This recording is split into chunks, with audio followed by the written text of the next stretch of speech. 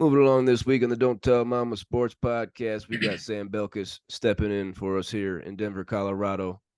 But we got to talk about the ass beating the Broncos of Denver took on Sunday. Two ass beatings in 1 week. First the Buffaloes getting their ass beat. Now the Broncos. I don't know what's going on with football here in the state of Colorado, but the Miami Dolphins whipped that ass. they they whipped that ass 70-20. 70-20, okay? Over the Broncos. Sam, got a trivia time for you right now. Okay. Can you tell me anything about most points scored in the game? Can you tell me how many points it was? Can you tell me a year? Can you tell me the team? Most points scored in an NFL game.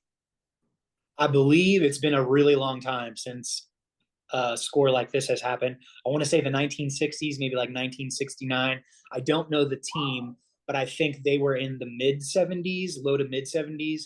I think people were talking about the Dolphins could have easily done it, but Mike McDaniels decided to have some mercy. Although I don't know what mercy they're talking about because he put up 70 points. But yeah, I want to say like back in the 60s, but I don't know the team. Pretty close there, Sam.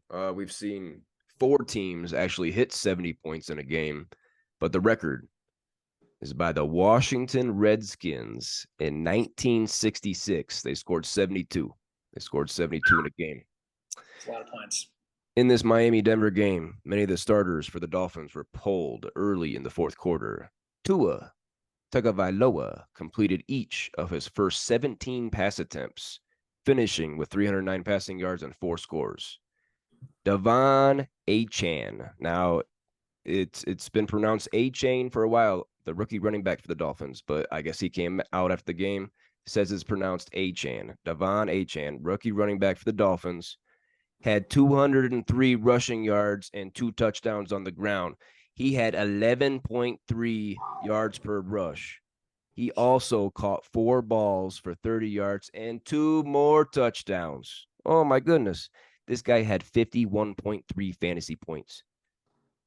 Raheem Mostert, a guy that's on your team, Sam, 82 rushing yards and three touchdowns on the ground. He also had seven catches for 60 yards and another touchdown, 45.2 fantasy points. These two running backs each had four touchdowns, Sam. Holy shit.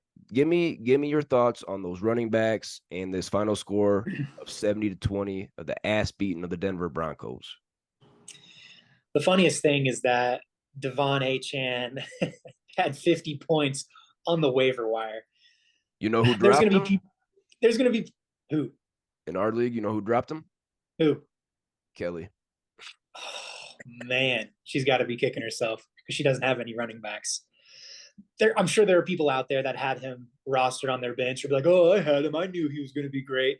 You didn't start Bullshit. him. You didn't start Yeah, him. you didn't start him. I mean, I don't. I'm kind of at a loss for words. Four touchdowns from two different running backs. It's insane. I'm super glad to have drafted Mostert and have him on my fantasy team. I did start him at the flex position. He put up somewhere in the ballpark of 41, 42 points for me. Unfortunately, it was a poor showing from the rest of my team as I did lose a fairly close game. I was like up near 120 points, but my opponent this week had a good game. So fortunately, it wasn't enough. But yeah, I confidently started him because he's been looking good the first 2 weeks as well. And Miami's gonna be up on teams, so they're gonna be running the ball to run the clock down in second halves of games. I don't know if there's something in the water in Colorado, but two historic ass beatings like that, it's not good, not good. Especially after you just had the Denver Nuggets bringing home the championship for the state. Um, I guarantee you, Devon Achan is the number one targeted player on the waiver wire this week. Mm-hmm. Yeah, we saw him go in our league last night. Definitely top priority. Um, he's got juice, man. I think he had like a 67-yard run. He's got juice. He could be a league winner if this continues. If Miami continues this spark that they have.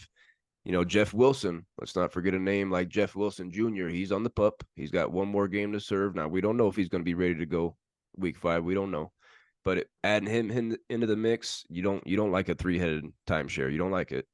Raheem No, Mostert has a healthy has a healthy injury list, has a long injury list. So I don't see him playing all 17. But damn it, I wish I had a little piece of this Miami backfield because that's juicy. Oh yeah, it's it's just impressive. And if I was Jeff Wilson or Ahmed, I'd be worried seeing the rookie go off like that. Have to be. And then just to finish here, talking about the Broncos right here in Denver, Colorado. This is the first time that Russell Two Poops a Week Wilson has started 0-3 in his career. What do you think about that, Sam? It's funny because really the offense isn't the issue. 20 points typically is not going to do it in today's NFL. I'll give you that.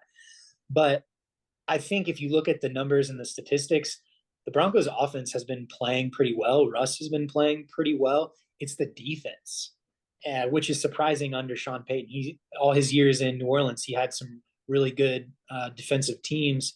Um, I don't know if it might take him a couple weeks to look around and find that dignity somewhere lying on the ground. Um, I don't know how you come back from a game like that. Sean Payton. I mean, he was really bumping his gums when he came over to Denver, calling people out. And you better look in the mirror, Sean. You're 0-3, buddy. Yep. In a tough division, in a very tough division.